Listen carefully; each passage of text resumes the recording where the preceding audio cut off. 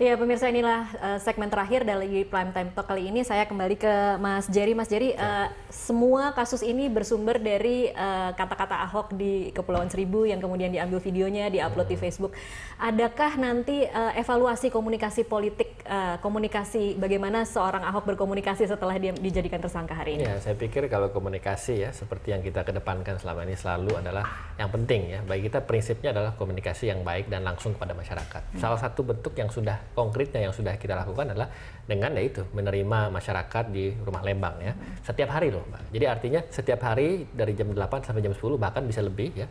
Itu masyarakat bisa datang bebas dari manapun dari lingkungan DKI Jakarta untuk bisa berdialog langsung dengan Ahok. Saya pikir ini yang menjadi prioritas. Tim menyarankan sesuatu, tidak menyarankan apa yang harus tidak boleh dibicarakan atau lebih baik bicara ini sebenarnya dari awal memang Pak Ahok itu kan fokus bicara soal program ya. Bahwa nanti itu ada orang yang bertanya soal lain itu lain soal. Tetapi bahwa pada masyarakat berdialog, kebetulan saya sering lihat, itu yang selalu diutarakan, yang selalu dijelaskan adalah program. Karena Pak Ahok ini seorang pekerja yang memang mengerjakan hal-hal yang konkret, yaitu program kerja, ya kan, dan juga fasilitas-fasilitas, perasaan umum, dan juga tingkat kesejahteraan, pendidikan, sampai juga kesehatan. Nah, ini sebetulnya yang poin-poin ya, yang sebetulnya selalu dibicarakan oleh Pak Ahok, dan masyarakat juga bertanya seperti itu. Nah, saya pikir penekanannya adalah lebih ke program, dialog yang mengedepankan, menanyakan apa itu program yang baik akan lanjutkan atau tidak. Saya pikir itu yang menjadi prioritas kami di tim, dan juga bagaimana calon Pak Ahok dan Pak Jarod juga tetap mengedepankan dialog yang sangat sehat untuk masyarakat. Oke, Pak Abbas, perlu tidak ada evaluasi tentang gaya bicara Ahok setelah ditetapkan sebagai tersangka hari ini? Saya kira biarkan Ahok genuine, biarkan dia original seperti itu, karena terlalu di make up juga saya kira nggak lucu kalau Ahok tiba-tiba ngomongnya jadi nice kayak Anies Baswedan, saya kira nggak lucu lah ya. Jadi saya kira biarin saja, dan Ahok saya kira meskipun tahu potensi kesandung dan kemudian digunakan oleh lawan politiknya agak lebih rawan.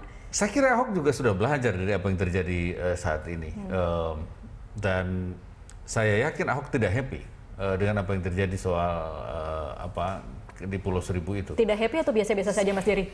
Ada evaluasi pribadi mungkin. Ya, saya pikir begini. Tadi saya sepakat juga yang disampaikan Pak Syarajudin ya. Artinya memang genuinitas ya, atau keaslian atau originalitas seseorang harus tetap dijaga. Sangat penting untuk dijaga. Kenapa? Karena sebetulnya masyarakat juga senang, maksudnya dengan Pak Ahok yang mungkin ya bicara terus terang soal program ya. Kita bicara soal program bagaimana solusi untuk mendukung program yang baik. Saya pikir itu yang perlu dilihat oleh masyarakat juga, dan bagaimana Pak Ahok itu secara rinci dan konkret dan detail ya mengupayakan semua program itu bisa berjalan dengan baik. Jadi artinya jangan juga sampai dibuat baik untuk masyarakat menikmati hasil dan manfaat. Oke, baik, Pak Abbas mungkin mau menambahkan sebelum saya tutup? Ya, saya kira ya biar Pak Ahok menjadi Pak Ahok, apa yang terjadi saat ini saya kira itu juga pelajaran berharga bagi semua orang, bahwa di Indonesia ini masih banyak PR yang harus dikerjakan, khususnya terkait dengan politik agama seperti ini.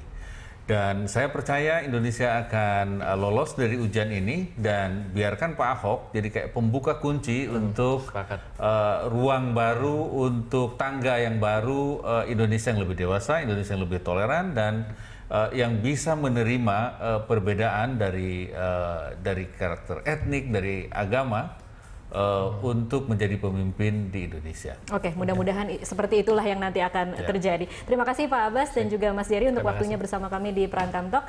Dan pemirsa, demikianlah Prime Time Talk kali ini. Anda bisa mengirimkan informasi dan saran kepada kami melalui email di news@berita1.tv atau follow kami via Twitter, Facebook, dan juga YouTube. Atas nama seluruh kerabat kerja yang bertugas, saya Tasya Liutmila mengucapkan terima kasih atas perhatian Anda. Sampai jumpa.